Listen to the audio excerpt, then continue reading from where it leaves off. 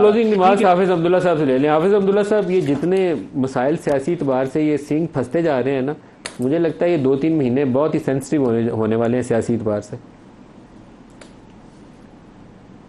جی، آپ کی بات بالکل صحیح ہے۔ یہاں جنگ جو اصل بنیادی چیز ہے یہ اداروں کے درمیان تصادم ہے، آپ خود، اور اصولی جنگ ہے۔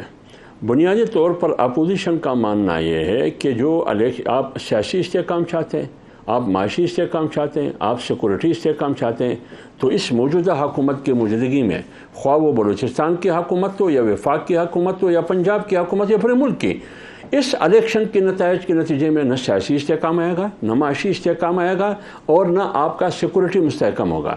تو جب صورتحال یہ ہوگی اور آپ پھر اس کی آڑ میں ادارے آپس میں لڑتے ہیں، ایک طرف پارلیمنٹ ہے، دوسری طرف جوڈیشری ہے، اور پھر آپس میں جوڈیشری کی ہائی کورٹ کے ججز کیا کہتے ہیں کہ ہم پر دباؤ ہے، سپریم کورٹ نے اس پر کیا ری ایکشن دیا ہے ابھی تک، الیکشن کمیشن کا رول بھی آپ کے سامنے ہے اور اسٹیبلشمنٹ کا رول بھی آپ کے سامنے ہے۔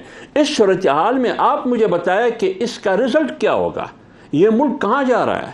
یہ 25 کروڑ عوام کا، ان کی مہنگائی، غربت، مسکنت، ان کی فاقہ کا کوئی خیال ہے کسی کو؟ امکانات بڑھتے جا رہے ہیں پاکستان کے داخلی استحکام کے لیے بھی، اور بھی بہت بڑا یہ خطرہ ہے۔